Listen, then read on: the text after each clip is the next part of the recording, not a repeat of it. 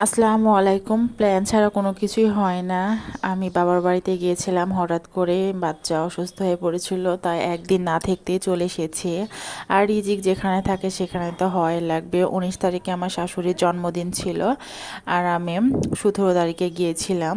তো আমার আর বাবার বাড়িতে থাকা হলো না, আমি 18 তারিখে চলে এসেছি।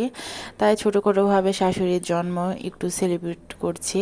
রাতের বেলা আমি একদম সব ময় মশলা থেঁতা করে এবার ভাবলাম যে খিচুড়িটা অন্য রকমভাবে করি, অন্যভাবে খেতে ইচ্ছা করছে। মুরগি দিয়ে আমি এখন মশলাটা ভালোভাবে কষিয়ে মুরগি দিয়ে পোলার চালের খিচুড়ি রান্না করব। আর আমি চালটাও একটু ভালোভাবে কষিয়ে নেব, কাঁচামরিচ দিয়েছি, একটু ঝাল ঝাল করব। অনেক দিন ধরে ঝাল ঝাল খিচুড়ি খেতে ইচ্ছা করছে, আর আজকে আমি রান্না করছি, তাই ভাবলাম একটু ঝাল ঝাল খিচুড়ি রান্না করি। আর পোলা চালের আমি পানিটা একটু মেপে দিলাম, আর মাংসটা কষিয়ে আমি উঠিয়ে রেখেছিলাম। চালটা ভুনা করে ঝোল দেওয়ার পরে আমি মাংসটা দিয়ে দিলাম। এখন আমি এই তো খিচুড়িটা নাড়াচাড়া নিয়ে দেবো। লাস্টে একদম দমে দিতে হবে আস্তে। খিচুড়িটা একদম সুন্দর হয়েছে, সবাই খেয়ে পছন্দ করেছে, সবাই মজা করে খেয়েছিল।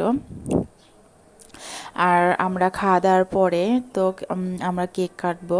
আসলে আমরা যে কোনো কিছু প্ল্যান করলে এত আনন্দ হয় না, কিন্তু হুটহাট করলে প্ল্যান করলে ওইটাই বেশি আনন্দ হয়। তারপরে এই তো আমার ভাই দেবর কেক আনেছিল, ছোটো থেকে একটা কেক। আমরা ফ্যামিলি সহ সবাই মিলে রাত 12টার সময় কেকটা কাটলাম। আমার শাশুড়ির জন্য সবাই দোয়া করবেন, সে যেন সবসময় সুস্থ থাকে, হাসি খুশি থাকে, আর আমাদের সাথে যেন ভালো থাকে। সবাই দোয়া করবেন। আমরা এই তো কেক কাটছি।